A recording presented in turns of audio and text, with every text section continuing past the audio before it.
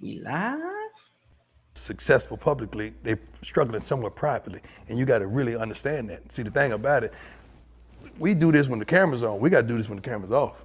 We got to talk to each other, man. We got to love each other. We got to, hey, man, Fred, you all right, dog? Hey, dog, you all right, man? You all right, dog? Chad, you all right? Chad, you know I do that with him all the time. You all right, baby? Talk to me. Just tell me you good. I'm good. I don't need nothing, don't want nothing. That's how it is. So we don't do that as men, especially when we start putting folks on a pedestal, man. You're like, shoot, you know, and that's not good. That's why you got to be careful who you call a role model, because a lot of these models out here playing roles. Ooh. You are now listening to the Q&E Podcast. Is this what you want? Huh? Is this what you want? Well, come and get it, goddammit! What's up, everybody? You're listening to the Q&E Podcast, and you are here with your boy Q Hicks right now. And I got Edgar on the other line. Edgar, tell the people what's good. What's up, everybody? Welcome to another episode of the Q&E Podcast. What a great way to start the pod off, bro. Some wise words from none other than Prime Time himself. One of the smoothest talkers of all time, bro. Definitely. Like he got that captivating voice. He always know what to say and when to say it. Like he could just talk without even trying to say something knowledgeable and cool, and it's just gonna roll off the tongue like that, you know. So if you haven't checked out that I Am Athlete podcast yet, with Brandon Marshall or Ocho and the rest of them boys, make sure y'all check that episode out with Prime Time. The NASCAR series is done, so y'all don't gotta worry about NASCAR no more. Thank God. What? It was taking up weeks. I'm mad because all the smoke is doing the same thing. They show a clip and then they don't post the video for like a month. They did the same thing with this Dion video that all the smoke is doing with the Baron Davis video. They posted it like 2 weeks ago. Yeah, like why is it taking so long? Like we don't care about NASCAR. Give us what we need. But I think Dion fucked up though. I think Dion fucked up because Dion posted it, but I Am Athlete didn't. Oh, Dion posted that? Dion was the one that posted the clip a couple weeks ago. Yeah, and none of them posted it. So I'm like, damn, Dion probably fucked up and posted it because he thought they was probably gonna post him that next episode, and they had like that whole NASCAR series lined up still. Well, a whole lot of flack was given to them NASCAR niggas because we did not want to see them niggas after we seen Deion Sanders, boy. We did not want to see them, man. But if this is your first time listening to the Q&E podcast, we do have 5 segments. We have our sports segment, 2 Hour Wednesday. Social media wants to know, entertainment, and also Pass the Ox. So definitely stick with us throughout this whole entire episode. And let's dive in first to what the hell is going on in Boston, bro? We have to talk about this first before the playoffs because this was the news I woke up to this morning. It happened early. Brad Stevens is no longer going to be the head coach of the Boston Celtics. He is going to be the president of basketball operation. Talk about white fucking privilege that you underperform with your coaching job and you get a promotion? Excuse me? But are we really gonna say underperformed though? Are we really gonna say underperformed? Yes, because I see people saying that Brad Stevens got the 3 Eastern Conference Finals. With that talent, nigga, you should have been to a couple of finals by now. And I'm gonna say that flat out. That team with Kyrie underperformed. And even last year, y'all should have got to the finals over the Heat. So y'all can say all the time that, oh, y'all had conference finals, but y'all didn't do anything with that talent that y'all had. Y'all was calling that nigga Brad Stevens a coaching genius, calling that nigga the next Pop. And he don't get y'all to the finals with that talent y'all had with 2 budding young stars. I don't want to hear that. He didn't do anything. He underperformed, especially after y'all was gracing him that. Calling him the next Pop, I ain't want to do that now. So people who was doing that was crazy. But I did call him a genius. I feel like he was definitely a top 3, top 5 coach in the league over the past couple years now. He's definitely been that. I ain't going to take that away from him. But I can't just sit here and say he's just completely underperformed. You've had LeBron in the East still that you still had to go through. Nonetheless, as talented as your team was. I'm not giving them passes, bro. I don't know, bro. Think about who's on that LeBron team. Think about who's on that LeBron team. It was LeBron and who else? It was Bron a few years younger than what he is now, bro. And we know Bron can do what no one else can and lead a team like that, even with subpar talent around him. Come on now. Yeah, I totally get what you're saying. Like, you didn't reach the finals and you had it at least 2 opportunities too.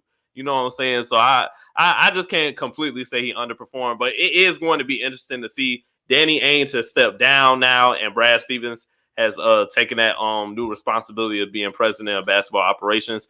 But maybe this could be something positive moving forward. We've always said, well, you more so than me, that he hasn't been able to get over that last hump of getting to the finals and then therefore like winning a finals for the end result. So maybe this is his chance to bloom more in a spot that doesn't have to be directly related to coaching and to the players. We know he can develop stars. So I feel like him being in the lead charge of basketball operations, he might be able to pick stars just as well as he can groom them.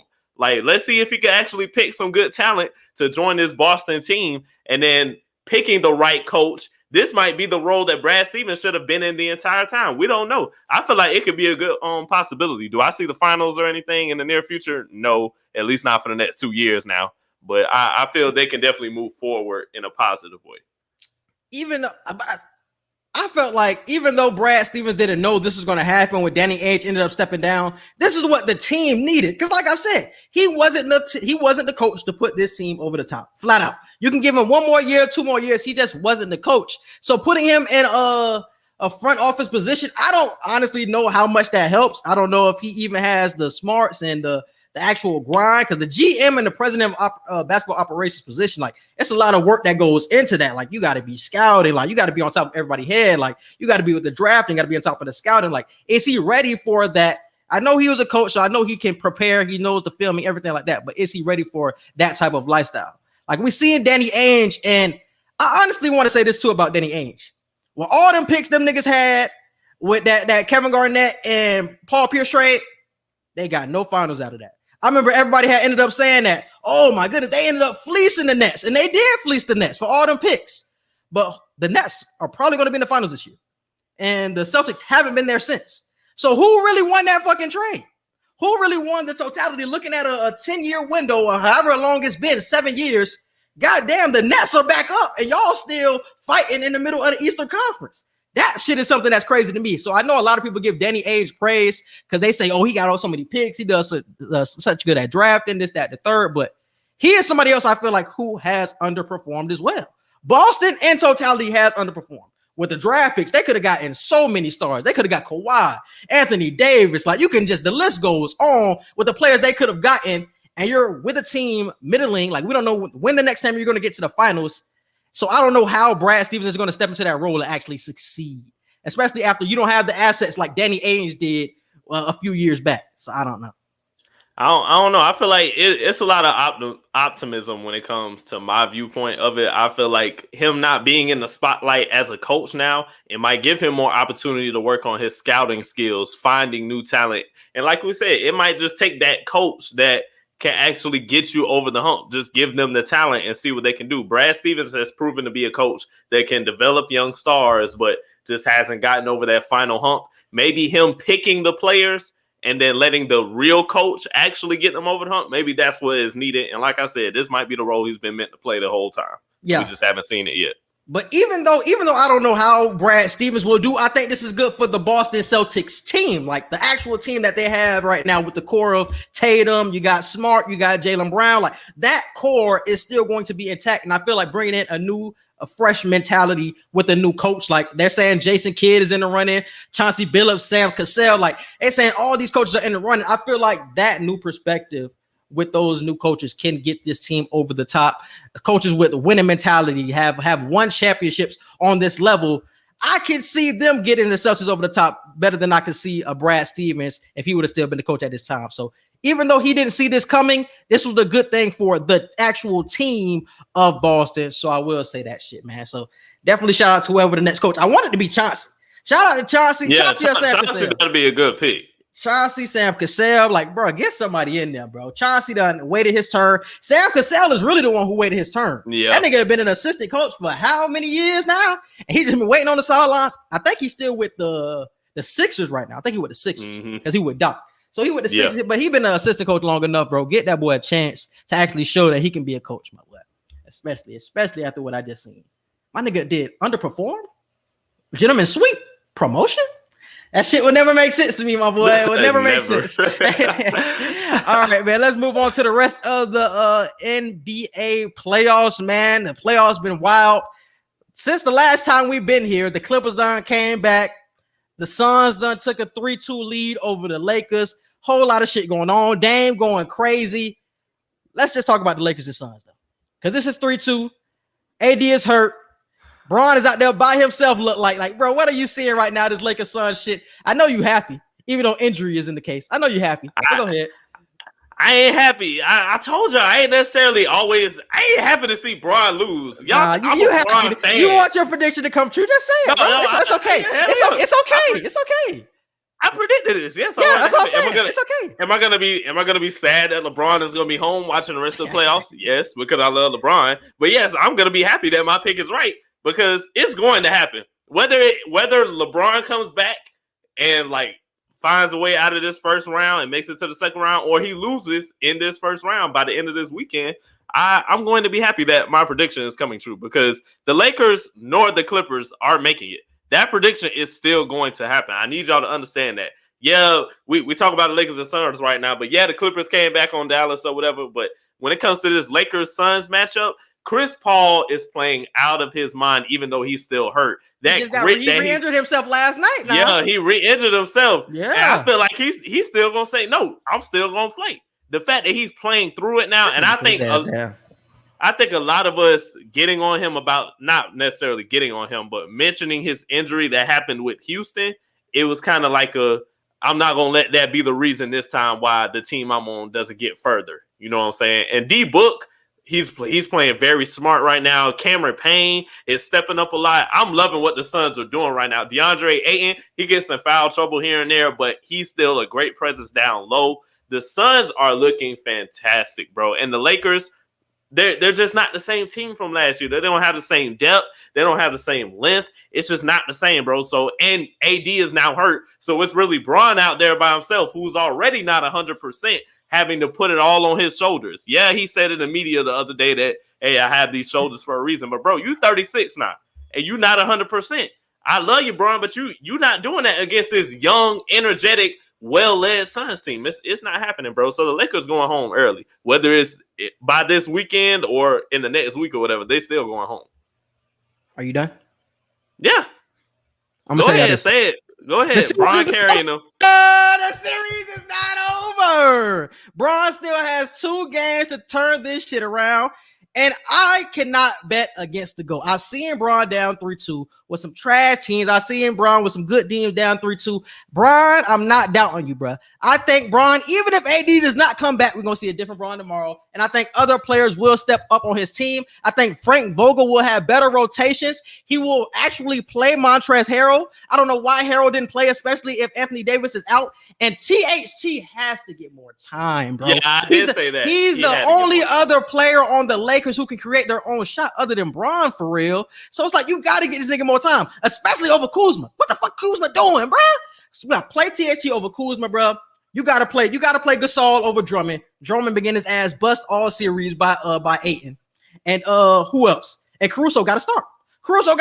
If you want to win tomorrow, the lineups have to be better. The lineups were ass yesterday. Lineups was terrible. Schroeder did not show up. It was a lot of shit that just didn't go their way. Obviously, we get a 30-point blowout. Bron wasn't aggressive. It was a lot of people to blame for yesterday. But we're going to see a different Lakers team come tomorrow. And like I said, this series is not over. They will win the next 2 games. And I think that CP3 injury will be huge as well. Because in the game 4, he kind of got back to form. But yesterday, he was kind of like, and then he hurt his shoulder in the third quarter. So it's like, what CP3 are you going to get? Once again, I will say it again. I don't think Booker can put it on his shoulders by himself. But that was with AD now. But if Bron has no AD, maybe this shit balances out. I don't know. But is AD coming back tomorrow? That's another huge question that we have to answer. I think whether he comes back or not, they're still winning the next 2. That's just how much blind faith I have in Bron. But that's just how I'm feeling, whether he plays or not. I don't have the blind faith in Bron anymore, bro. Bron has showed me too many times, brother, just to say the Suns are going to beat him. If it happens tomorrow, I'll be like, hey, man, I was wrong. Fuck it. I was wrong. I just had blind faith in Bron. But I've seen Bron come back from shit. I've seen Bron overcome shit too many times to say Bron ain't going to do it this time. Even if he's 36, Bron going to do it again. I had that blind faith this whole time of LeBron James' career. But this particular season, I just can't have that blind faith. I just don't. And the fact that he came out and said, I'm gonna say it again. He came out and said, I'm not 100%. I'm just like, bruh. Bron was jumping, catching alley oops off the glass. Bron is healthy, my boy, or at least healthy enough to be playing. Like, I don't want to hear that excuse from Bron. Bron ain't hurt. Bron was supposed to get 50 last night. That's what he was supposed to do. Did you see how they were guarding, bro? They was guarding him. They was guarding him like Giannis yesterday. That was something big because they didn't believe in anybody else. They was guarding him like Giannis building a wall so he couldn't drive. What do you want Bron to do? Shoot threes all day? Bron can make them now in his career, but you don't want that from Bron just settling. They was guarding him like Giannis putting up a wall and nobody else stepping up for me. Schroeder 0 for 9.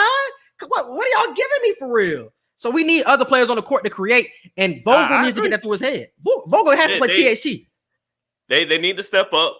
That's something I definitely was saying throughout the entire time I flipped back and forth. Like no one else showed up. Like if this team, this is why I really am telling y'all, like the Lakers are not getting, they're either not getting out of this round or they're just not making the Western Conference Finals, period. If you're literally relying on the health of AD and LeBron James to a certain extent, this team is not going that far. Like if AD is out and you just really can't count on nobody else but Bron, how am I supposed to believe that Bron could just do this at age 36? You closer to 40 than you is 30 now. So I just won a ship last year, bro. I'm not down on LeBron. After months of rest, that he never has. I'm not doing this, bro. After months of rest in the middle of the season. Bron, bro. I'm rocking out with Bron. Like I said, if I'm wrong, I'm wrong. But hey, I'm rocking out with Bron to the end. I'm rocking out with Bron to the end. It's Bron. I totally understand. I ain't saying you're wrong. I'm just saying I can't do that no more. That's my favorite player. I love D Wade, but you knew when D Wade wasn't ready no more before other people because that's your favorite player. You pay attention more closely. That's how I feel with Bron. I'm paying attention way closer than I feel everybody else, and that's why I said a few weeks ago, we are witnessing the decline of LeBron James. Y'all ain't gonna say it until y'all literally see the decline. Yeah. I'm seeing it right now. I'm seeing it little piece by little piece right now. I guarantee you by probably the end of next season or early 2 seasons from now, y'all gonna start saying the same thing. Yep, the LeBron decline. I said it by 2022, 2023. I'll be like, I said this like 2 years ago. Mm-hmm. But how you felt about Bron walking off the court early yesterday? That was something that was big. Walking off the court at 5 minutes left in the game, blowout. It's not the first time he's done it, and I've never liked when LeBron has done this. I just feel like that kind of it messes up your name in a sense. Like, granted, LeBron name won't be messed up from that to the extent of like it'll mess your legacy up, but that's going to be one of the things that people have to negatively say about you when it comes to you on the court for real. And I feel like as the leader, it don't matter if you're getting blown out, Bron, you got to stand out there. Even if you're on the bench, even if you don't touch the court for the last 5 minutes, don't just leave. Don't do that. Like, because that's poor leadership, bro. Like, you got to stand there in solidarity with your team and just coach them through the rest of the 5 minutes, even if you ain't going to play no more. I can't support that, though, Bron. Like, that I don't like. Don't do that. All right, man. Let's move on to some other series. What else we got? We already got the Heat got swept. 76ers are playing the Wizards tonight. And, that series pretty much over with. Who else we got? We got the Knicks and Hawks. That series basically over with. What's another good series? Clippers and Navs. How you been feeling about that series and the turnaround from the Clippers? I'm not surprised at the turnaround. Hopefully, I'm not surprised at the turnaround last week. I ain't surprised at the turnaround. Because they're still talented. Like they're still talented. They was getting their ass kicked, and I'm glad they woke up to everybody calling them out for it. But I ain't surprised they turned the series around a little bit. I could still definitely see them losing. Especially if they lose tonight. If they lose to Dallas, they're losing the series. If Dallas get the 3-2 lead, they're gonna lose. So I'm not surprised by the turnaround though. I kind of expected it a little bit. Kawhi, we need you to fold, my brother. Like, what are you doing? Like the one time when I really do not want the Clippers to do anything, they show me this. They want to look good, blowing the mask off. Kawhi, I want you in Miami next season, bro. You kind of fucking up my plans with you playing like this, bro. Kawhi been playing like on some top 3 player in the league type shit like he is. He been playing off of being. That's what I like to see. And way better defense, bro. Way more effort. The first 2 games, you seen no effort from the Clippers on defense. But now you seeing defense. They took Pat Beverly. He ain't even playing no more. It's all Rondo and Reggie Jackson. And them boys is strapping up. Luka gonna get his buckets. But them role players who was snapping in the first 2 games are not snapping anymore. Batum has been playing big. And they really have gone small. Like they've been playing like 5, like 6, 8 dudes and like Reggie Jackson or Rondo on the court. They've been going small and it has been working. Like Tim Hardaway Jr. ain't going crazy. Kristaps Porzingis is back to being the most overrated player in the league. Like we're starting to see these role players go back to what they looked like before, bro. So that's what I'd like to see, and that's why the Clippers are looking good right now. You have to stick with it though. But like I said, I don't want you guys to win. I want the Clippers to lose. Like I want Kawhi in a Miami jersey, bro. Come on, bro. We praying for you to lose, Kawhi. We praying for you to lose. I swear to God. I don't even care about my prediction no more. I don't. I really don't. Because, bro, think about it from a Miami perspective, bro. What are we going to have next year? If Kawhi doesn't come, we're going to be in the same position next year. I'm about to say it's going to be the same thing. It's going to be the same thing next year. And obviously, I don't want that. Even if we pull off a trade, it's not going to be for like a number 1 type star. We'll probably pull a trade for like a decent number 2 star. I feel like I wouldn't be surprised. I don't want Tyler Hero to go, but I wouldn't be surprised if they actually do trade. I wouldn't be surprised if they actually do trade Hero. I'm mad at the Heat because they waited so long that his value was high key gone at this point. Like people are starting to see the real Tyler Hero. I guess it's regression to the mean, I guess. Even though he had like a 15 points per game season, it's just not what we've seen in the bubble. When his stock was the highest was when we came into the beginning of the regular season. That's when his stock was the highest. That's when you get off, you sell high. Now we waited so long that his stock is like bottom of the barrel. Like we ain't finna get nothing with Tyler Hero no more. We could have got a superstar with a Tyler Hero. But now we probably gonna get a mid-tier player with Tyler Hero because we waited so long to trade him. And whose fault is that? Pat Riley. Like I gotta blame Pat. Like you waited too long. You could have had James Harden. And am I missing somebody? You could have had somebody else. They could have. You wanted Giannis too. I think you wanted Giannis too. Was it Giannis? It could have been just James Harden then. You said James Harden. You said Giannis. You said I didn't want Giannis. Kyle Lowry. You said Kyle Lowry at one point too. Lowry. Yeah.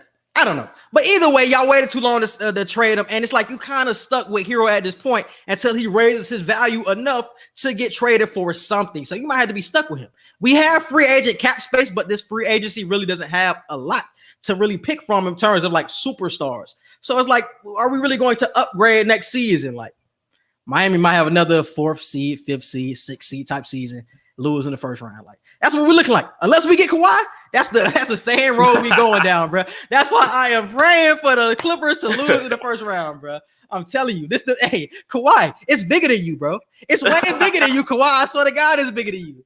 Damn, stop being selfish, my nigga. Jesus, it's way bigger than you. All right, just forget his goals and ambitions. My nigga, you can get those same goals in Miami, bro. You being real selfish right now, bro. You being real selfish. That's all I'm gonna say. All right, man. Let's move on to Damian Lillard. That boy been going crazy. Had 55 points last night in a loss to the Denver Nuggets. Shit was crazy, bro. Just really explain to everybody what you seen from Damian Lillard last night because that boy was off a beam. It was. You had to be watching. Like that was one of those games where you honestly had to be watching. I can't explain it any better than how I seen it. You know, he had the basketball world in a pause last night. Everybody was tweeting watching this game. KD called this shit a spiritual experience. Yeah, like this, and I can't even lie. It was. I'm like, bro, when was the last time we seen like a real takeover like this? 2 overtime shots like that? Come on, bro. Like Steph was tweeting. John Morant was tweeting. Even NFL players were tweeting. This shit was insane. And the fact that it had to end in a loss on 2 dumb ass plays with the missed dunk by who? He missed 2 dunks, bro. He missed 2 dunks. That was Nurkic? No, that was Covington. Covington missed the dunk, and then CJ McCollum stepped out of bounds, bro. I'm like, mental mistakes cost this game. And it's sad, bro. Shout out to Nikola Jokic, though. He had 30-something points, 11 rebounds, and nine assists or something like that. So he damn near had a triple-double, and his team won. So that's going to be more so remembered in history than what Dame did, which should have been a dub. If Dame got that dub, that would have been one of the greatest playoff experiences I've ever seen, bro. You talk about carrying your team, and what the game went into double overtime. I think his teammates only had 1 field goal combined, and Dame had like 7 field goals in the 2 overtimes. Like, this nigga was just going crazy. They was down by like 8 with like a minute left, and they ended up coming back in that first overtime because of Dame. Like, this nigga was doing just some shit I haven't seen before. Like, this is why he's my favorite player. This nigga, you just don't know when he's going to detonate, bro. He's somebody who can be cool in the whole game, just like Steph can be cool in the whole game, and he just take that one snap and he just fucking. But when he want to cut that shit on, he gonna cut it on. And he just way shiftier. Look at this move. Like when he did that step back, he got fouled on that play too. But that fucking step back, that shit is fucking nuts, bro. That shit is nuts, bro. But he literally had Austin Rivers praying when he finally missed a shot, bro. Like, you know how, and Austin Rivers even said, bro, I had fun during the game. Like, even though he was killing us, I was like my ass, but yeah. It was like, it's one of those games where it's like you want him to miss because you're on the opposing team, but you really you guarded him like, damn, what if he make this shit? Like, it's one of those experiences you can't be mad at. That's just, it's one of those moments. Basketball was just good last night, bro. It was just good. Bro. But we got to talk about the teammates that were not helping him. Robert Covington, looking at you. CJ McCollum, man, that nigga couldn't hit water from a boat last night. And somebody had brought it up. I don't know if it was Windhorse or some shit, but he had brought up the fact of when LeBron James had ended up leaving, he looked the same in a press conference, just like Damian Lillard looked at his press conference yesterday, like defeated. Like, I poured my soul into this game so we can win, and my teammates didn't back me up. It's just like, what the fuck else can I do to put this team over the top? And do you think Dame would ask for a trade after something like this? Like, damn, I don't put my all into this shit. We can't beat the Nuggets with no Murray, and nobody helped me. Like, do you think this is the time for Dame to ask for a trade? I honestly think so, but he signed like 2 contract extensions all the way to like 2024 or 2025. Like, I don't know how this is going to work if he does ask for one. Like, are any teams going to be able to make that trade? Is he going to be able to get bought out? Like, I don't know what's going to happen. He signed 2 extensions. I seen PG get signed to a 4 or 5 year extension, and then a year later he got traded. So I don't care about the extension. Like, if somebody wants to trade you, they can trade you. Because the Clippers did the same thing with PG. If it's that simple, then hell yeah, Dame got to get out of it. I think we all agree. Do you think he can? Do you think he has to get traded, or can they make something shake with if they trade CJ or some shit like that? He has to get traded. I don't see any big stars coming to Portland. Even in the trade. All this time. Yeah, even in the trade, I think after all this time of Dame just still not getting the one piece, I feel like he's just really been one piece away from an excellent team, and he just hasn't got that one piece. It's like, bro, you ain't getting no younger now. Like, you might as well just go, just leave, bro. I know Dame doesn't want to do that. He doesn't want to chase rings, but if you want bigger and better, bro, and you don't want to be pissed off after historical nights like this, you're gonna have to go. You're gonna have to go to a better team, bro. Man, I can't see Dame leaving, bro. I gotta see, bro. He's not leaving. He's not going to ask for a trade. I seen people saying that day, but I don't think he's going to ask for one. Even though he see what happened last night, he's not going to ask for one. I think he's just going to say, like, this is it with me and CJ. Trade CJ. I don't know, maybe trade Nurkic, like trade all the assets you have for try to get some type of start in Portland. Like, my nigga is fiending for somebody else to be the consistent number 2. And I don't think another guard is somebody who can help him. Like, he needs like a small forward, power forward, somebody dynamic at those positions. But who at that position is going to be available, bro? That's what I'm saying. Like, I don't know. That's what we say. But we see every year that somebody always is disgruntled, and somebody you really ain't thinking of that pops on the scene like, damn, all right, Portland, this is your time to make a move. So I feel like every summer we get that type of situation. We hear somebody's name popping up, and that can be the same thing this summer. And Portland got to snap on it, get on it. Like, hey, if you see that trade CJ, trade Nurkic, trade whoever you have to get to that star, bro. But that the pairing that we seen with CJ and Dame is done, bro. That shit is definitely because didn't we say Porzingis a while ago? I said Porzingis. I said Porzingis. Portland? I think Porzingis would play better in Portland as well. I feel like they would get him more involved than that offense that they're running in Dallas. But still, I don't think that's enough to get you to that where he wants to be with the rings and all of that shit. So it's like, man, Dame might be stuck. But Dame said that he's fine with that. Like I'm somebody who doesn't define anybody by rings. So if Dame never wins a ring, like performances like that is what he will be remembered by. Like spiritual experience. Like, bro, that was an experience last night. For if real. you watched that game last night. And he has put on performances like that throughout his entire career. So even if he gets traded or somebody else gets traded, like I feel like he's going to stay put, but he's going to be defined by those games. And like Black said, I seen Black say on Twitter last night, he was before Dame hit that bank shot off the glass. Black said, I knew that was going in. Like everybody in the world knew this next shot was going in. Like we knew this shit was going to go to double OT.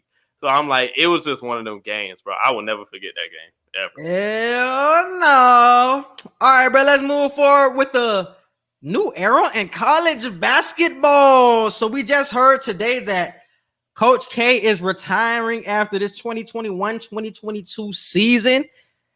We said this shit. It's funny because we said this shit on the Dash Radio podcast, man, like some months ago, that it's a new time. Like we're going to see these old coaches, the Roy Williams, the Jimmy Boeheim's, the Coach K's, like them niggas is gonna hit the high road, bro. And we're gonna get into this new era of the Jay Wrights are gonna become the old man, the Villanovas, like the Villanovas, the SEC teams now, like Alabama, like all these teams that usually don't run basketball, it's their time. Baylor and all these other teams, it's their time, bro. This is what we're going to see. UCLA has always been a great team. Not great, but it's always been a formidable team. But UCLA is a team now that might be on the scene, like really running shit. So I do believe we're in a new era of college basketball. The talent is going to spread out a lot more now. It's not just going to be these blue bloods running everything anymore.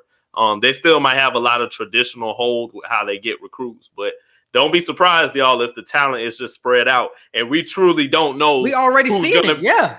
We truly don't know now who's going to be in the Final Four every year. You can't just easily say Kentucky anymore. You can't easily say North Carolina anymore. You can't easily say Kansas a lot of times anymore. You know what I'm saying? So just be way more knowledgeable on who got the talent now.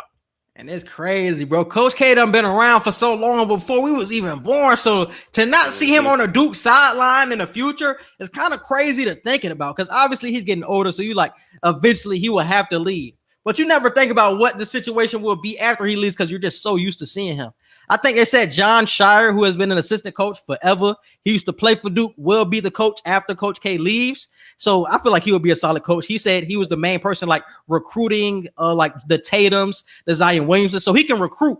So now we got to see if he can actually coach these teams up, actually, win championships and things like that. Do you feel like these coaches have had sit downs with each other? Like, do you really think it's a coincidence that they're all just kind of hanging it up right now? Do you think they all see had what's a sit happening. down?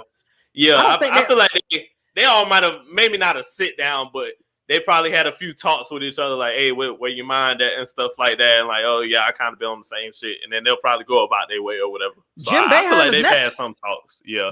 The only reason Jim Boeheim is still coaching is because his son plays for Syracuse right now. That's the only reason Jim Boeheim's still coaching. So if Buddy Boeheim ends up going to the league, oh, trust me, by next season, Jim Boeheim out of there. And whenever Buddy leave, that's when he's finna leave. Like, that's all he's waiting for. Because he has nothing else to prove. All of these coaches are proven.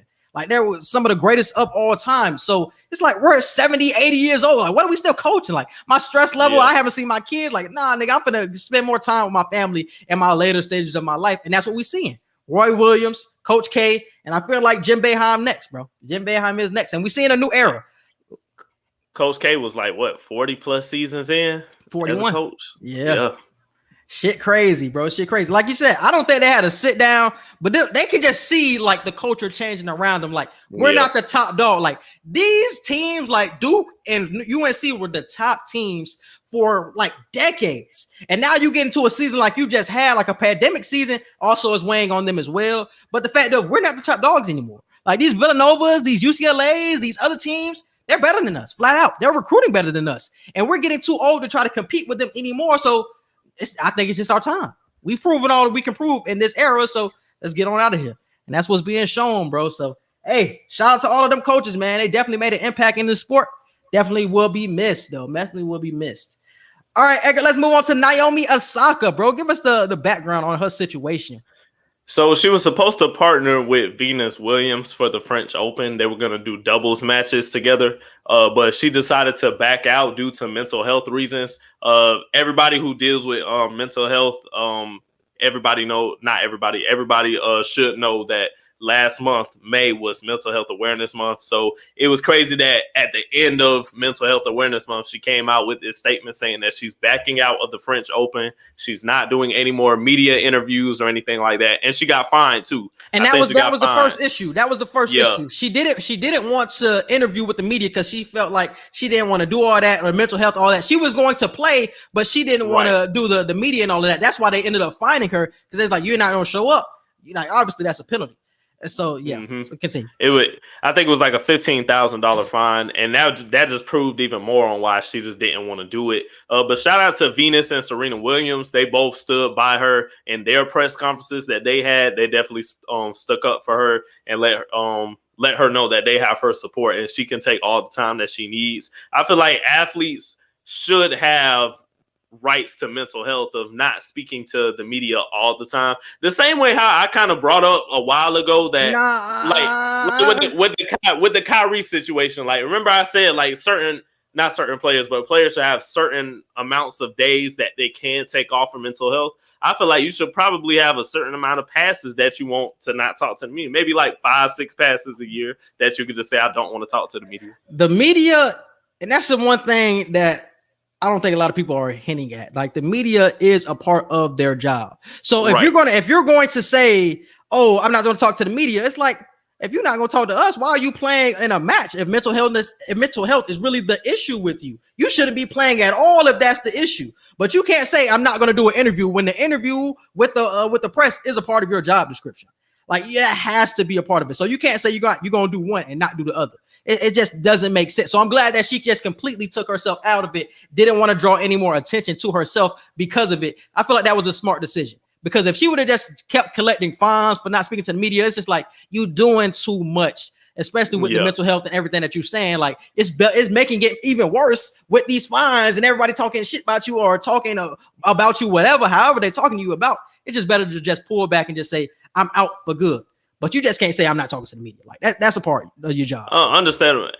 Like with the Marshawn Lynch situation, hey, I'm just doing this so I don't get fined. Yeah. And it's the same thing. And it's a lot of people coming and saying that, oh, she should have been able to play and she didn't have to talk to the media, this, that, the third. But it's like, no, because now a lot of people are not thinking about the reporters. They always think about the celebrity. Think about the reporter. Like, they have to get jobs. They have to create stories about what these players, these high profile players, are saying. So if Naomi Osaka isn't talking to them, that's an issue for their story. They need her for her story, and that's how they making money. So y'all thinking about the celebrity and how they eating and their mental health, but y'all not thinking about all that stress that y'all probably putting on the media person, what they got to go through now, all the damn ways they got to get around the story because you don't want to talk to us. All you have to talk to us is for 10 minutes, bro. That's it.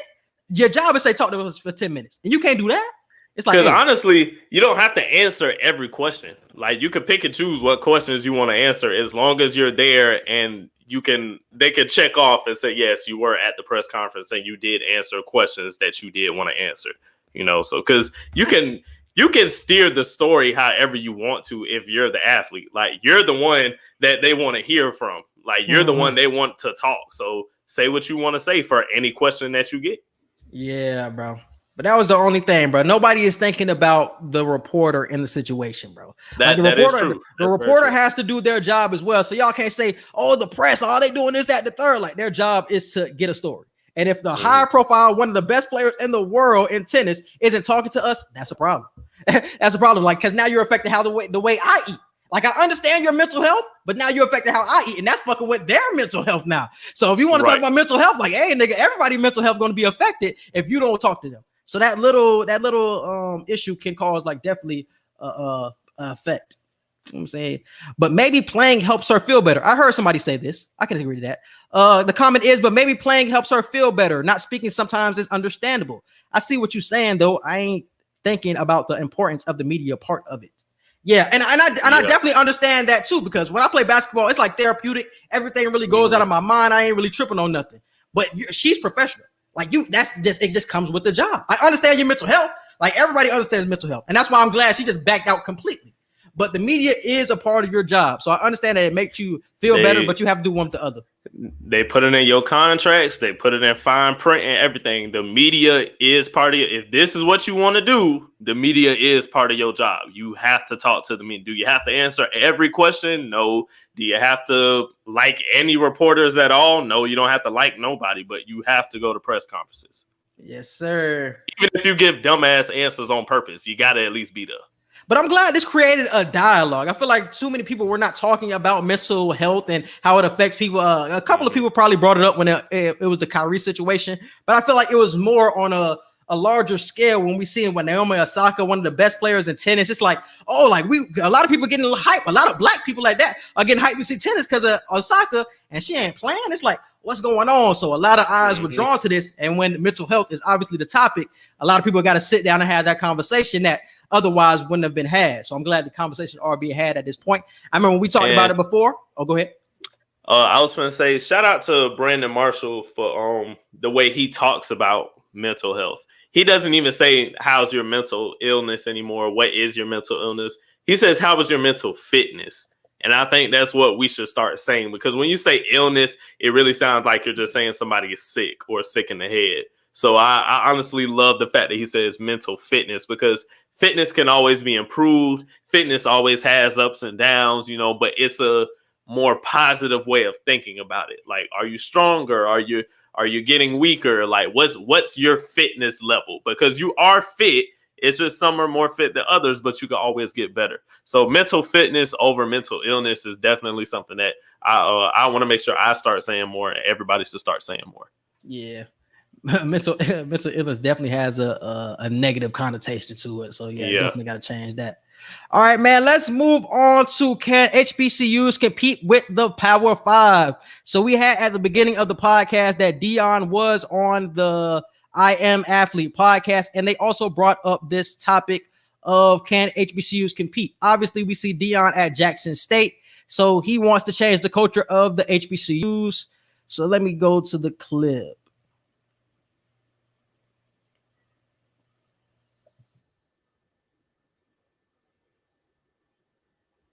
They can't hear it. Oh, they can't hear it? Nah. Damn. I press share audio. I'm about to say, I have to go to YouTube. Cut that bitch on YouTube. But then you would have to skip to that exact part, probably. Yeah, and I don't remember that shit. So, yeah, fuck it. But basically what them niggas were saying, we talked about it before, though. We talked about it before, basically about can the HBCUs get up to the amount of resources that the Power Five can get up to?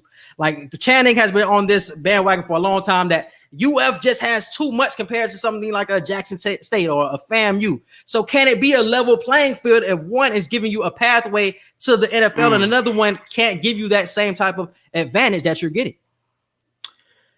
Channing has a point. He definitely has a point. Right now, he's absolutely right. Like, these HBCUs cannot compete with the Power Five schools, the Power Five conferences and stuff like that. But Dion is thinking in the future. He's thinking long term. He's like, right now, a lot of the Alabama, Clemson, they might have better this, that, and the third than us. But you got to think somebody has to be the first. Somebody has to be willing to take the little bit harder route so that the next generations, all they will know is top tier facilities at Jackson State, at FAMU, at Howard, and all these other HBCUs that have football teams and whatnot. So they're both right. And I didn't see any faults in what either of them were saying. Like Shannon said, here at UF, like you get, especially if you're on scholarship, the dorms are better probably. The food is definitely better. The facilities is better. You get more NFL scouting for sure at this school than you would at Jackson State. But like Dion was saying, bro, like the level of talent honestly ain't too far off. Yeah, they might have a little bit more at these Power Five schools, but a school like Jackson State, Look at what he got in a year. He got a bunch of dogs on his team for real. And we all know that JUCO experience. Shout out to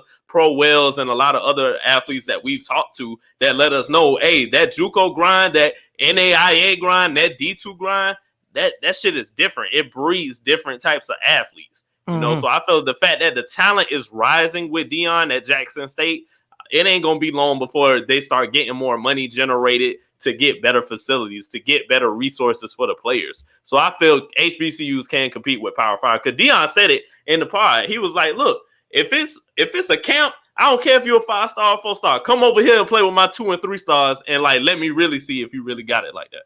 All right, so this is the clip. I got the clip right here. Compete with You the can hear Power it? 5 So how do team. you compete with them? Yeah. All right. You bring in a conduit for change. You bring in a conduit for change. Everything starts with the mind first. Let's attack the mind and understand how can we level the playing field. First of all, I don't want to level nothing. I want to have the advantage. I want to have the advantage. Now, you mean to tell me that this brother here coming out of the heart of Miami is better suited to go somewhere like that than come to me?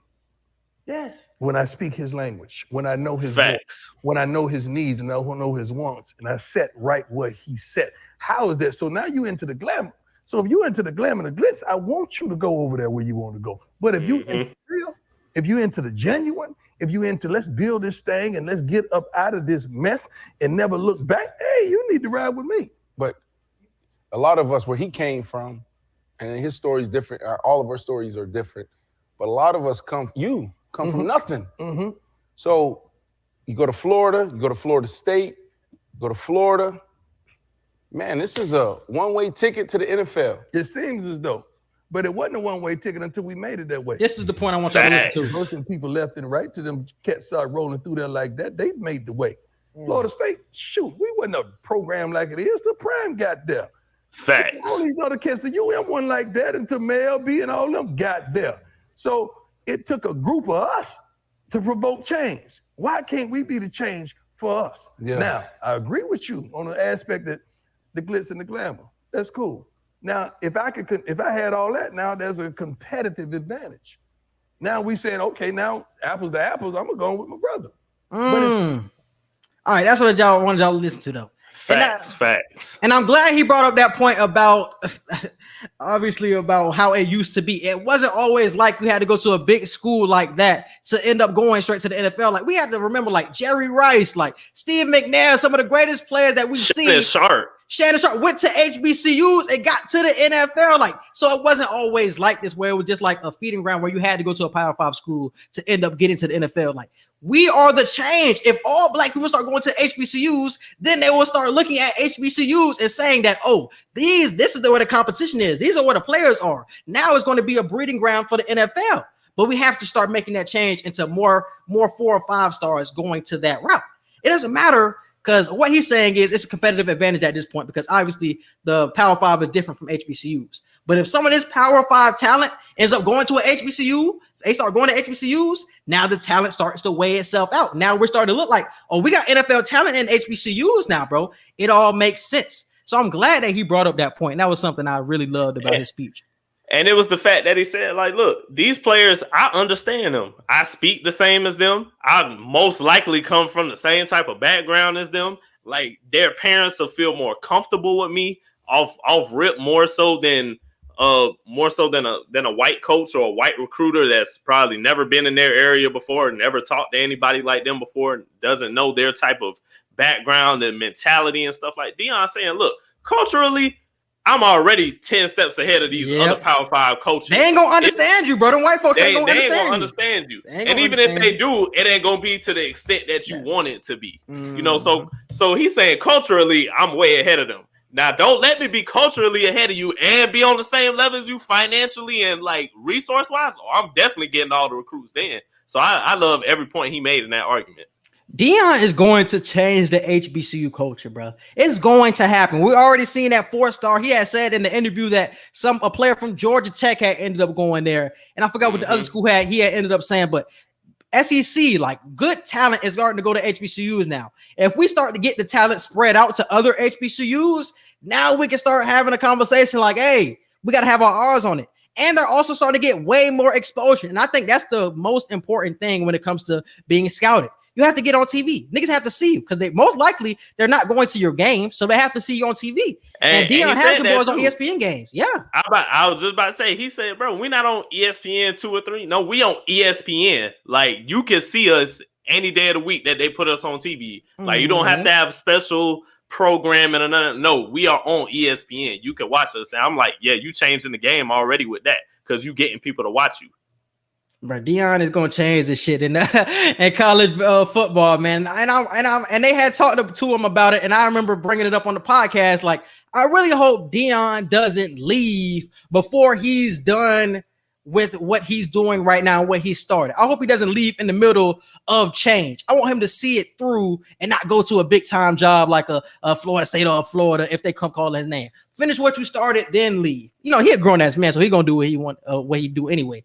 But I really want him to finish the job that he has started, bro. Because I really think he is going to change HBCU football and get more exposure and more people to the league. I agree.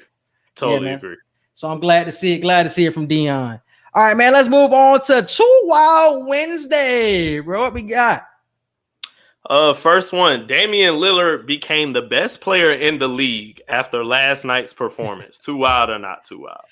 Big cap. You already know that is Steph Curry. I've said this for a long time. Steph Curry has been the best player this whole season, and James Harden will be number 2 for me. James Harden is definitely number 2, and then that's when you get to the Bron and the Kawhis and whatever. I still think it's he can be top 5. You can make an argument for top 5. But top player in the league, I can't give it to him. I'm in the same headspace as you. I feel like it wasn't too wild. I said not too wild because he could definitely be a top 5 player, but I just want to say he's the best player in the league. But if somebody made a strong argument for it, you can make an argument for it. Like I said, Steph Curry is number 1 for me right now. It's not hard for Damian Lillard to jump over a Steph, especially after a night like he had. It's just that shit is nuts, my boy. But the attention that Steph draws on the court is where he just separates himself. Like, Steph is guarded by 3 niggas most nights, and he's still dropping 50 on your head, 35 or 40 on your head. Like, that shit is just different. Damn can get double team, but he ain't getting triple team, double team every time he look. Like, he ain't getting that same type of treatment like Steph. Facts. Too Wild is winning that poll, by the way, 80%. Next one. Anthony Davis has become more of a liability than an asset. Too wild or not too wild? This is the most voted poll, by the way.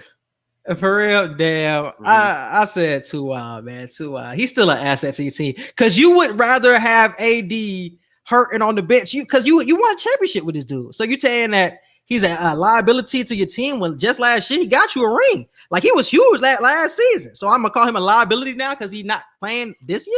Like, I don't think I can go that far. When's the last time you've seen Anthony Davis play a full healthy season, bro? Like, liability for injury? Yeah, I can't say that's too far-fetched to say. I said not too wild. My mom is the reason I made this poll because she'd been pissed at AD for the fact that he just can't stay healthy. And I'm like, is he becoming a liability at this point? I don't know. For this season, he hasn't played. So I guess you could say it, but nah, bro. They would rather have AD right now than not have AD. Because that liability really means like they can't have you on the court. Like, they'd rather not even have you on the team. And I'm just not getting that vibe. Like, you just won a championship with dude last week. And he was a huge part of your season. And he was a huge part of this season. But even though the injuries still come along, like, I just can't say liability. Like, he's still an asset, my boy. Because look what Bron looks like without him. Like, look how much attention that AD draws on the court. Because like I said, when Bron was out there last night, they was guarding him like Giannis. When AD's out there, they're not guarding him like that. He takes attention away from LeBron, and that's an asset to me. Understandable. Too Wild is winning at 60%. John Morant should have been picked number 1 in the 2019 draft. Too wild or not too wild? Too wild, man. Y'all know I bang with Zion, man. I bang with Zion too hard. And he had an all-star season. Even though it's John the playoffs, man, that nigga Zion going crazy. So I can't say that. I gotta say not too wild. I feel like what we're seeing with Ja, with him making the playoffs, with him leading them to the playoffs and putting on playoff performances the way he is, I gotta say not too wild. Ja definitely should have been picked number 1. Because Not Too Wild is winning at 58%. And what was the other poll for the asset liability one? Too Wild was winning 60%. Okay, so but yeah, because when I think of that, I think of who is the better player, and I would still want to go, especially with my future right now, with a Zion. Even though you got the injury risk, Zion's an animal, bro. It's just the pieces on the Pelicans do not fit. They do not fit, even though you have an all-star counterpart, so you can give him that. Like, damn, y'all don't have no all-star on this team. The other pieces on the team do not fit. Like, you had Bledsoe and Lonzo Ball in the same backcourt. I'm still upset about that shit. Even though we seen the evolution in Zion went to the point guard this season, the pieces just did not fit.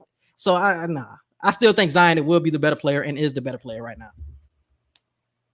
Next one, best player right now: Jason Tatum, Devin Booker, or Donovan Mitchell. It's funny because I said right now. I said Jason Tatum. Jason Tatum. Even with the performance we seen from Booker, I got to say Jason Tatum. Man, this was tough for me, bro. I'm gonna say Tatum. It's tough. I was honestly between Mitchell and Tatum. Mitchell been looking like a dog since his injury and been looking like an MVP candidate this whole season. So it's like, damn, I think I would have Mitchell number 2 behind Tatum. And then it's kind of recency bias as well, because what we just seen with Tatum, like that nigga have dropped 50 the last couple of weeks. Like, it's like I seen that. I just can't go with Mitchell after I seen that shit. But Mitchell is putting on winning performances for his team. It's just like that was tough between that one. But I'm gonna rock out with Tatum. And I tweeted it out yesterday. I had said I expected more from Tatum. Even though his season was great, I still expected more from Tatum. And that just tells you how much his potential will be. I think he's going to be a top 7, top 8 type player next season, especially with this new coach. We're going to see that leap, that superstar leap that we've been talking about with Tatum next season. I totally agree. And Jason Tatum is winning the poll, 63%. Next one, Brad Stevens will make the moves to get the Celtics to the finals by next season. Too wild or not too wild? Too wild, man. Gotta see it to believe it. Gotta see it to believe it. Definitely agree. Because I feel like he learned from Danny Ainge, and Danny Ainge ain't show me nothing crazy. So I ain't rocking out at all. Like I said, I'm optimistic. I think it could work, but by next season, no. Next one, best season of The Wire, season 1, 2, 3, or 4. I have not watched The Wire, so I voted season 1 just to vote. It was season 3. So The Wire, really, we only acknowledge the first 4 seasons of The Wire. Season 5 we don't even acknowledge that season. But the first 4 seasons, my nigga, all them seasons was legendary. Season 4, you had the school season. Season 3 that's when like Stringer was trying to really take over the business from Avon, and he was trying to take down Brother Muzan and Omar. Season was legendary. Season 2, that's when you was at the docks. That's when they were trying to unionize and all that shit. You had White Mike, and you had my boy Ziggy. Oh, that nigga Ziggy. I fuck with Ziggy heavy. And also in season 1, that's when you get like the rundown of the drug game. You found out who Avon Barksdale was, and you really are in like the projects the whole time. Like, and you learn about different characters. I love The Wire, man. But I gotta say season 3. Season 3, so much shit happened. So many layers to season 3. So I got to say that one. Season 2 is winning 33%. And season 3 is right behind it at 30. Somebody had commented like, because I wouldn't even have season 2 at 2. I would have season 1 at 2. And I would have season 2 at 3. Because season 2 was good, bro. And it was good. Like I said, all the seasons were good. But it just didn't hit like the number 1. The person who commented said, I'm surprised so many people like season 2. It was okay. It's just, I just wasn't as into the whole docs angle. And I see what you did. She said, I see why you didn't put season 5. Oh, yeah. Everybody knows we don't acknowledge the 5th season. We don't acknowledge it. We watch it, but we don't acknowledge it. No. But like I said, the doc season just wasn't that for me. It was still dope. Like The Wire was still dope, but it just wasn't better than season 3 and season 1. Like, I can't say that.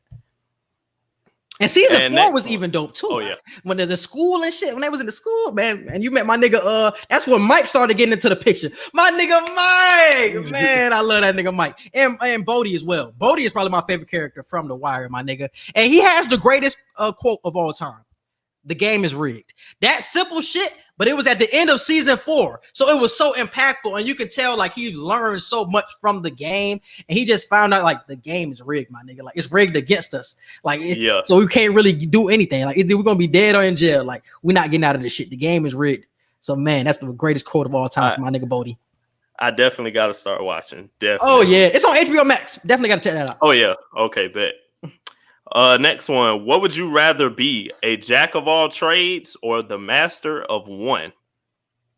I would rather be. It's funny. I kind of looked at it in terms of basketball. I would rather be. I'd rather be a jack of all trades. Yeah. It's funny. I'd rather have a little bit of everything than only one great thing I'm at. But because I use the example of Alex Caruso and Duncan Robinson for the jack of all trades is Alex Caruso and Duncan Robinson as the master of one. And I said I would rather be Duncan Robinson because Duncan Robinson gonna get paid more.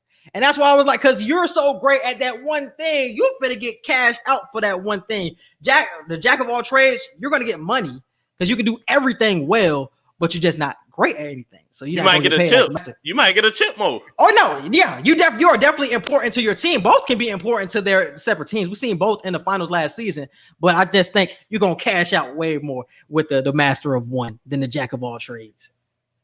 And jack of all trades is winning at 59%, and Alex Caruso is winning his poll against Duncan Robinson at 60%.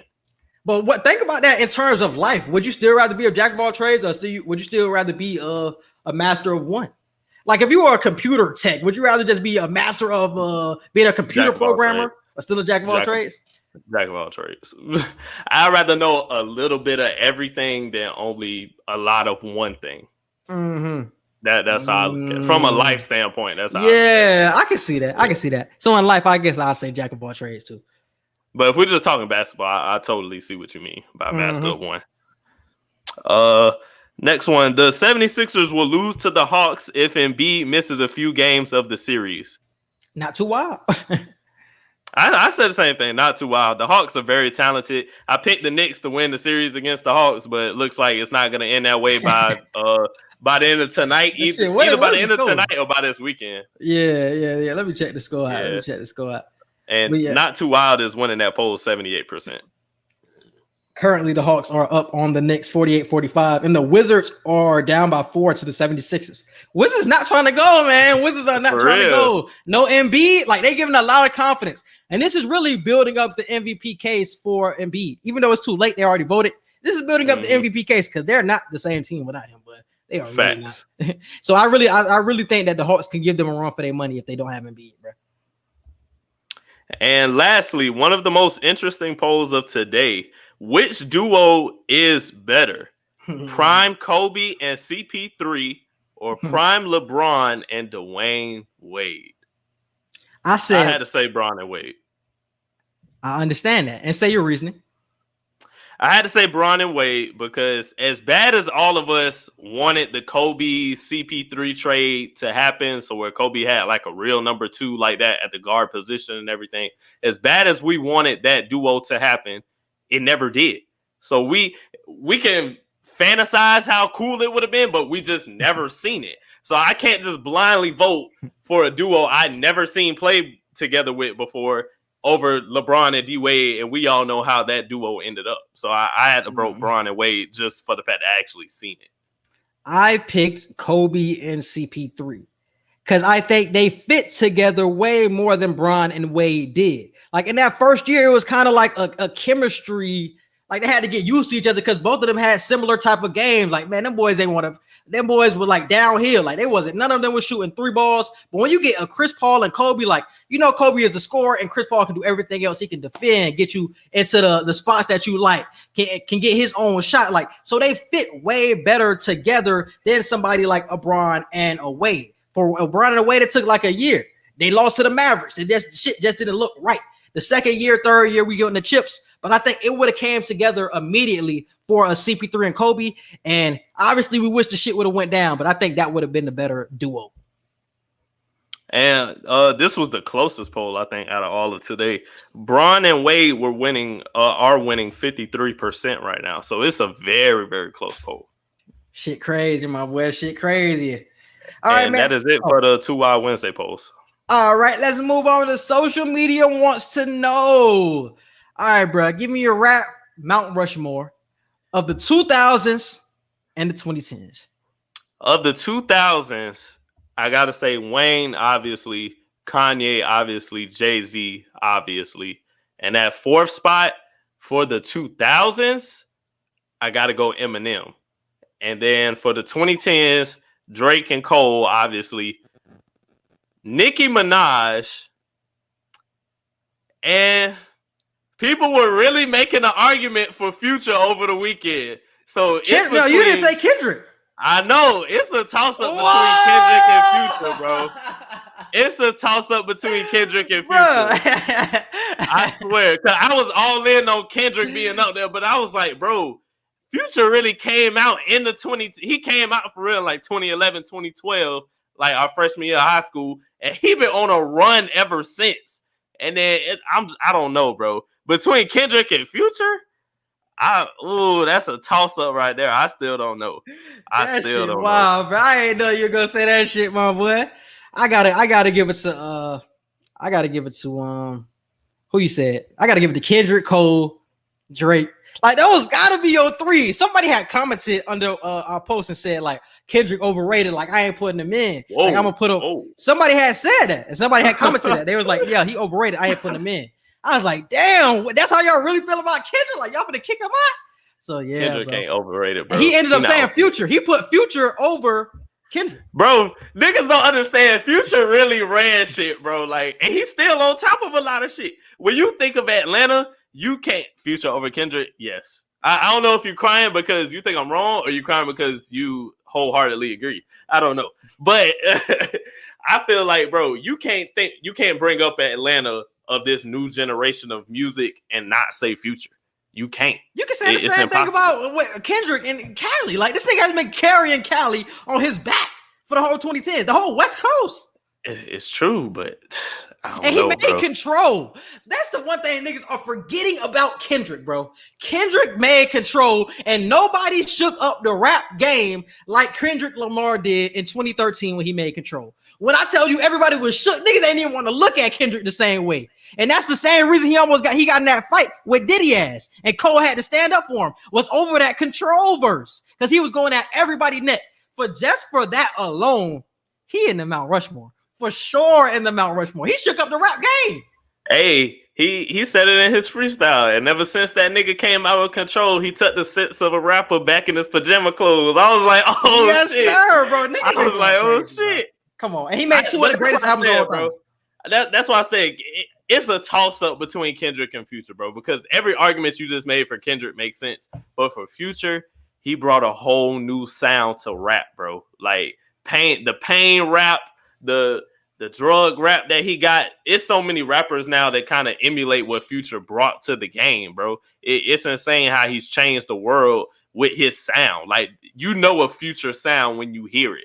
And the fact that he gave one of the greatest producer tags of all time. If your Metro don't trust you, I'm gonna shoot you.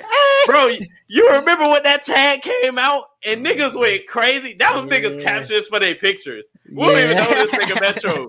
Niggas was putting that as the captures for their pictures, bro. Come on, dog. That's facts. For 2010, yeah, man, I'm rocking with Kendrick, Cole, Future, and Drake. That's my four. Nicki, Nicki got to stop on the 5.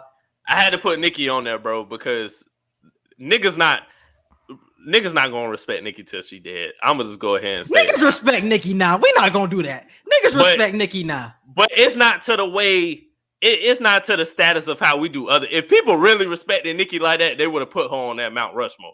Like, let's be honest. Let's be 100%. She's the queen of this shit. She is the queen of this shit for sure. Like because people try to say like, well, she was the only one rapping in the 2010s, so who else going? I'm like, no, don't. That's like saying I'm the only person that's raw as a receiver just because there were no other good receivers during that season. If I put up historical numbers, I put up historical numbers. You know what I'm saying? So I feel like that's what Nicki did.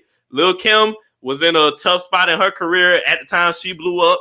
Remy Ma was in prison. Other female rappers just didn't blow up because they just couldn't keep up with the times. And Nicki took the torch that Wayne gave her and fucking ran with it And she was snapping harder than some dudes. Some dudes that we put on that high pedestal, she was up there with them. So I'm like, you got to put Nicki on Mount Rushmore, bro. You got to. For my 2000s, I'm going with Jay-Z.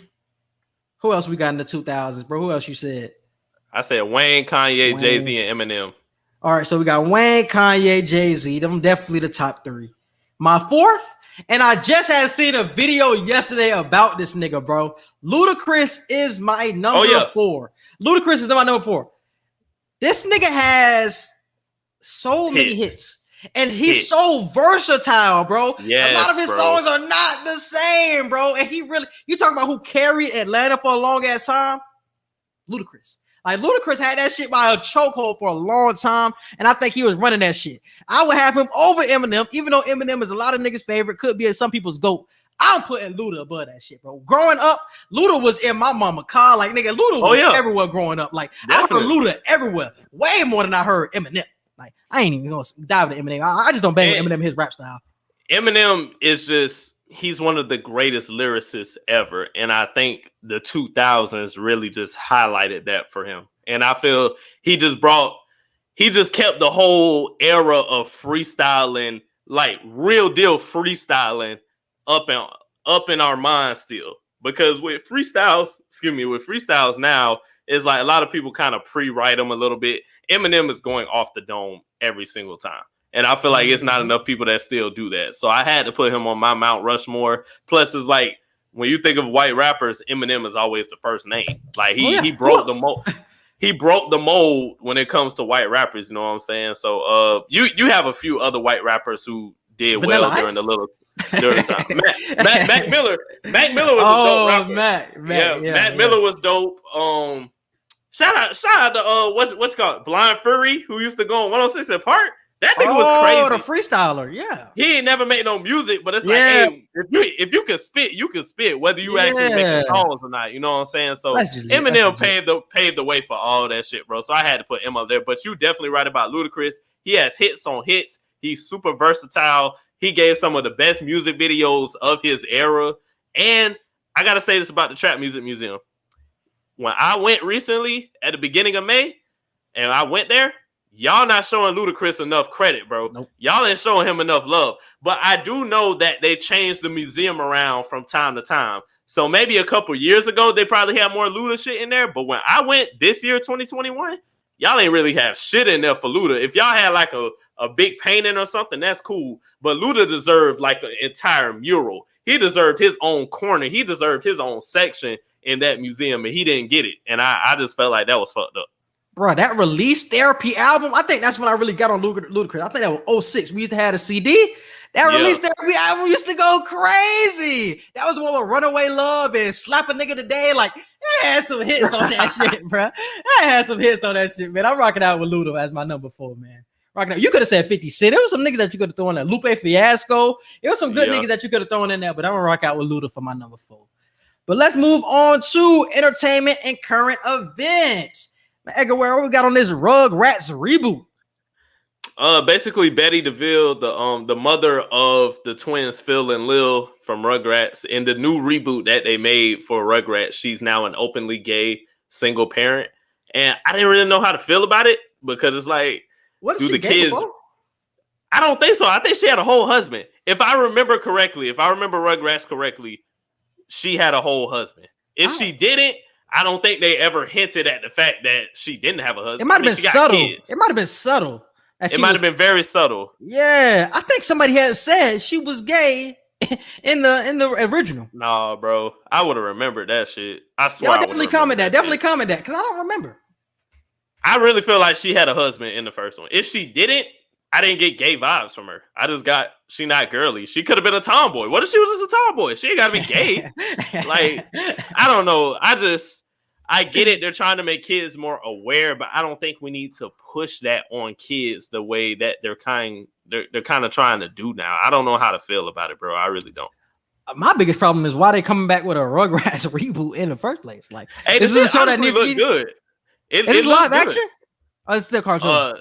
It's still a cartoon, but it looks way more computer animated now than what it ever did. Like, it looks real computer animated. All She right, was so married to the.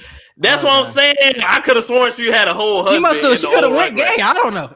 I don't know. She could have. I swear she had a whole husband in the original Rugrats. I promise she did. Cause I'm trying to remember how the husband looked in my head, but yeah. Yeah, Rugrats, man. Oh man, Rugrats is so in the back of my mind. I don't even think I was too big on Rugrats, to be honest with you. I fuck with Rugrats. That orange VHS tape. Had it.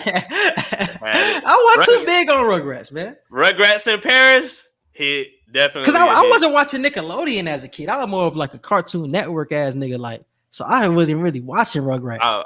I watched everything. I watched Nickelodeon, Cartoon Network, Disney. I watched everything. So because I remember like Clifford, the big red dog, way more than Rugrats. I'm a Clifford.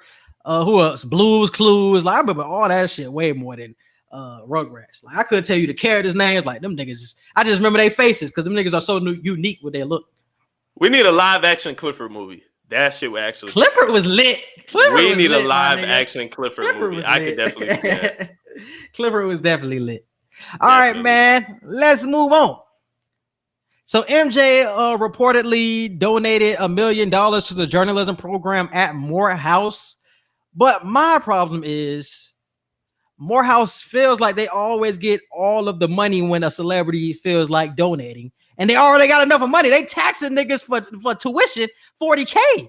So why do you think Morehouse and maybe FAMU are the only two schools that get these donations when there are so many other HBCUs that actually need help and needed that $1 million to, refurbish what they got going on? It's the prestige, bro. The name, the prestige and all of that. Same way Harvard and Yale probably get more donations and funds and all that, more so than other Ivy League schools. Same reason FAM, Howard, Hampton, and Morehouse get more than every other HBCU. Because the name, the alumni, the status, and all that. That's really what it is. I feel like there should be some type of fund that celebrities can donate to where it just doesn't go to one school. They have like an HBCU fund celebrities can donate to, so you can be spread out.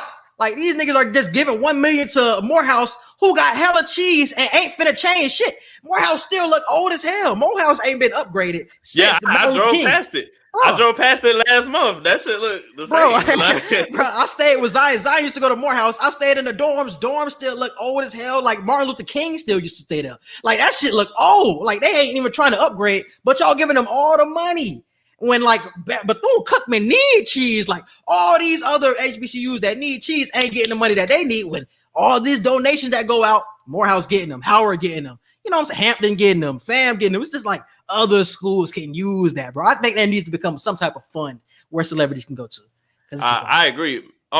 They could probably put it in scholarships, like United Negro College Fund. They could just put it in that scholarship category. They could put it in other HBCU scholarships for schools. That way, even if you don't want to just outright give the school money, like what's another HBCU off the top of my, like University of Tennessee State or University of Tuskegee or something like that. Give them a scholarship fund. That way it can go to the students, not necessarily just going to the school program. You know what I'm saying? So. Definitely feel that, bro. Because I'm seeing everywhere. Because did MJ just donate some money, or did this story come out a minute ago? I just read this recently, so I'm not sure how. Because I read something like this. It came out that he made a statement that he was going to start doing it. I think Morehouse is actually the first school that's actually getting the money, though. He's supposed to be giving $1 million or more or whatever to multiple schools throughout the next year or so. And Morehouse is the first school to get $1 million. Yeah. So I'm glad that he's definitely donating to HBCUs, because either way, he's still donating some of his money. So definitely got to shout him out for that. But it's just like, man, there's so many others that need that cheese. So that's all I'm looking at. But still shout out to MJ for donating. And hopefully he start donating to some other HBCUs as well. All right, man, let's move on with this OJ and Bill advice. What are you talking about? Sicko on sicko. Why that title? Why that title? Basically, bro, we all know Bill old as hell. Damn near dead, honestly, in prison. One eye.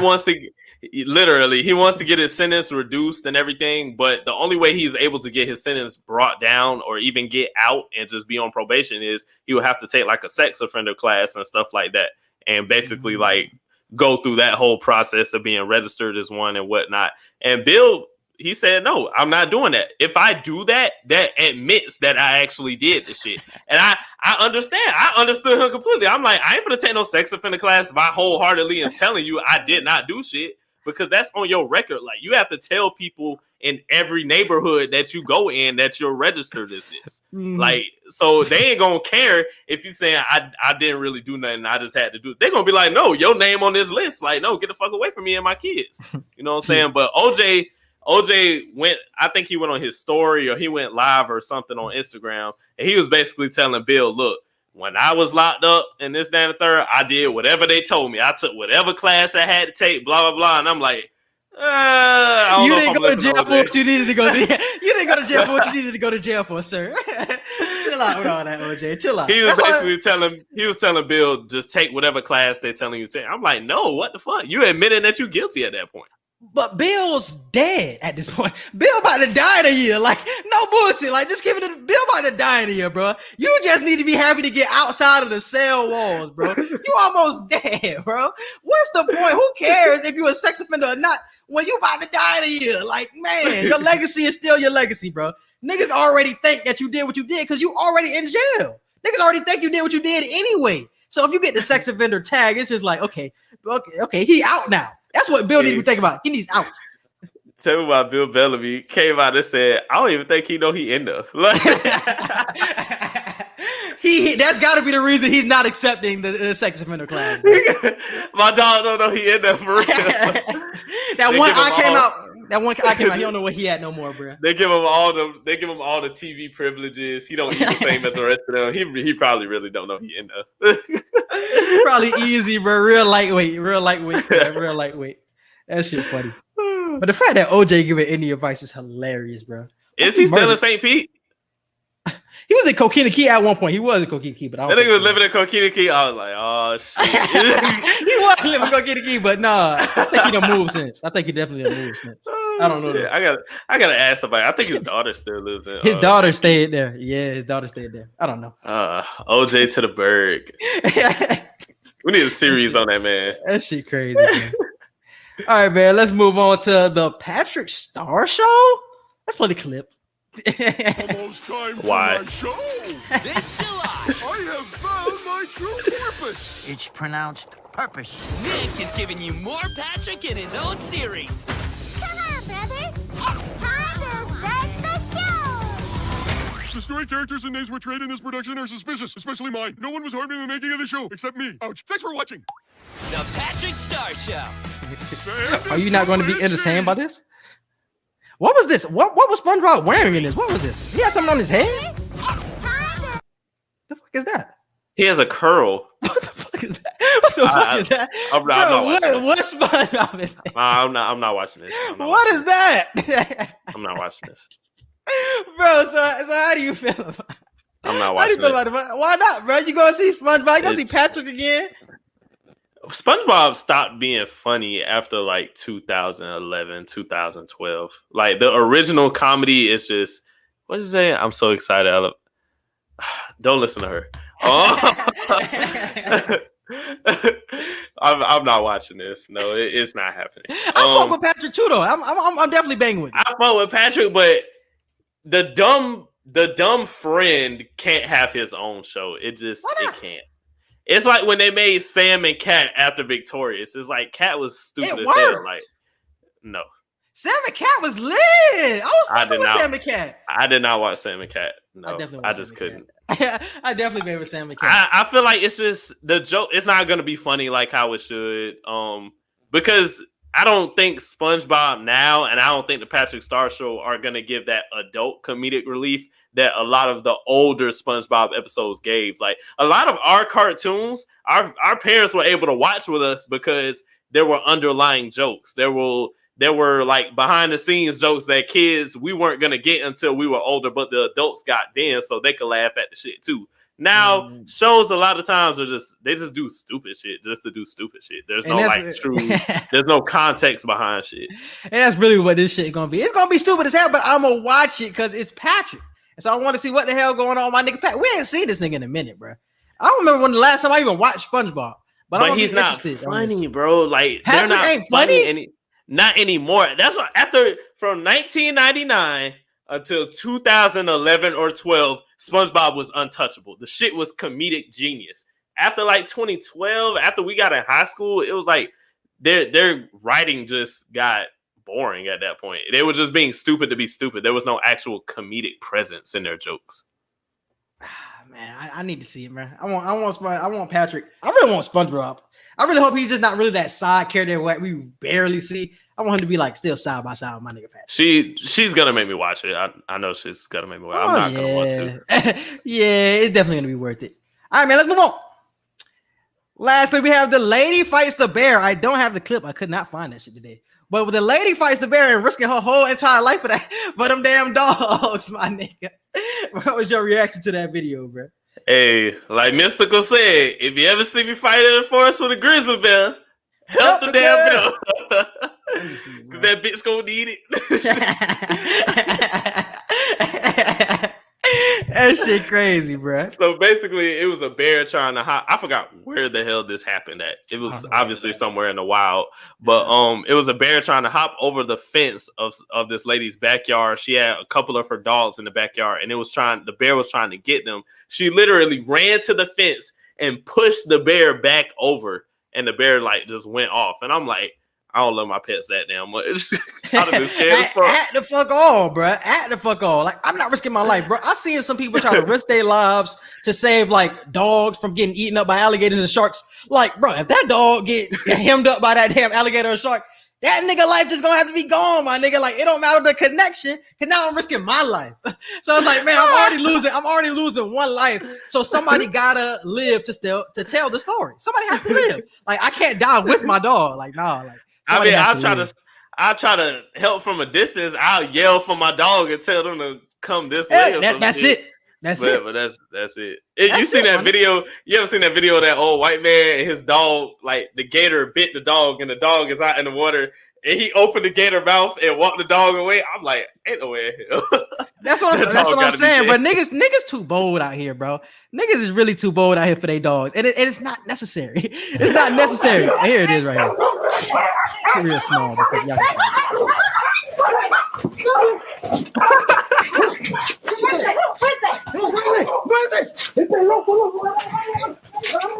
the fuck? Look at the bear, bro. That bitch just cruising on the wall. Like, where does he come from? Like, why is this nigga just chilling up there?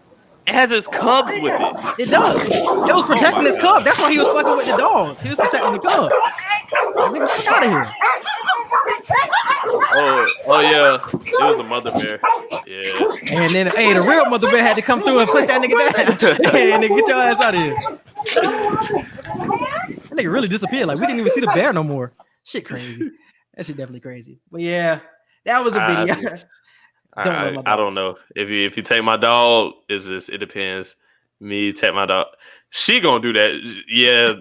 Y'all love your dogs entirely too much, bro. I understand it. If a car hit Buddy, she cussing everybody. She probably gonna kill whoever driving and hit Buddy. I promise you. If he get hit, but I'm talking about like, nigga, if you gotta save that bitch and like from an alligator or from a bear, like, nah. And what them niggas just ran outside toward the bear. Like, they risking their life. Like, I didn't tell them niggas to go over there. Like, bro, you made that decision. You got to live with it. Or you going to have to die with it, actually. You going to have to die with that decision that you made. You going to have to die with that decision, my nigga. Because I ain't take it to the grave. Yeah, take that shit to the grave. I didn't make you run out. I'm sorry. All right, man, let's move on. Now we got Pastor Ox, bro. What you got for Song of the Week? Ooh, Song of the Week. What's the name of this? It's on the It's on Slime Language 2, and it's Came and Saw, Young Thug, Future, and Rowdy Rebel. I really love that song. I love that song. Yeah, I fuck with that shit. I can't rap that shit. And I got Goat Talk by T-Pain featuring Lil Wayne. Been listening back to that album, that One Up album by T-Pain, and T-Pain about to have one hell of a year, or the next couple of years gonna be his year. because I see that he already getting up with Kehlani now. They got a couple of songs out. The first song I heard was fire. T-Pain going back to his old ways again. And he gonna start putting on with more other artists as well because of them DMs. He finally seen his DMs. Answering them shit. He finally answering them shit. So he finna get lit with them. He finna get lit with the features and shit. Bro, imagine being on a hiatus just because you didn't know how to work social media. And he really thought niggas wasn't fucking with him. That was the funny thing about That's T-Pain. what I'm saying. Like T-Pain was really on a hiatus just because he thought people weren't fucking with him. Whole time he just didn't know how to work his social media account. Imagine the hits we could have got, bro. Like remember when we would get the Chris Brown, August Alsina, and Trey Songz mixes and stuff. Imagine T-Pain being on them collabs, bro. Imagine T-Pain doing shit with Roddy Ricch and all these other new stars. Shit would have been crazy, bro. Oh my god! If I go back in time and be like, bro, check your Instagram, like request folder, the request folder, the request. That shit definitely crazy, bro. But definitely shout out to T-Pain. We definitely need more music from that nigga. All right, man. And movie and show reviews, man. We have been reviewing so much. We just reviewed Spiral last week. We just recorded the Quiet Place review that will be coming out on Friday. What else we got coming? Loki coming out next week. Loki coming out next week. What else? The Conjuring 3 comes out this Friday. Cruella just came out last week. I have to watch it. Quincy already watched it. Cruella was fire. We got a lot of something else come out this week Army too. of the Dead. We gotta watch that. We gotta watch Army of the Dead. The Conjuring 3 and something else comes out this week. I can't remember what else comes out, but we got Cruella, we got Army of the Dead, we got the Conjuring 3, we got Loki series coming up. It's a lot of shit this summer, y'all. And then we finna get ready to go into July soon, and we finna have Black Widow, everything coming out. Bro, I'm loving this run that we're on right now. Fresh out of a pandemic, we got the movies lined up for us now, my nigga. So it's like y'all niggas missed the whole year, but y'all finna get right back to it, my nigga. So we getting right back to it, and y'all already know we finna have the reviews out for y'all, bro. So definitely stay tuned, and definitely suggest, either go to our social medias and suggest, or definitely comment what you guys would like us to review as well. And I think that's it, bro. So you can hit them with the social media. You can follow us on Twitter at QE Podcast 1. You can follow us on Instagram at QANDE Podcast. You can follow and like our Facebook page, Q&E Podcast. Don't forget to subscribe to our YouTube channel. It's spelled out the same way. Be sure to click the notification bell so you can hear anytime that we drop new episodes. And our email is QANDEpodcast@gmail.com for any business inquiries, questions, or concerns. Yes, and subscribe to us on all of our podcast platforms. We're on Apple Podcasts, Google Podcasts, Spotify, and iHeartRadio. Subscribe to our YouTube, Q&E Podcast, and subscribe to my YouTube. Just dropped a new video yesterday. Definitely check that out. Just type in Quincy Hicks into the search bar. We appreciate you for listening, and we out. Peace.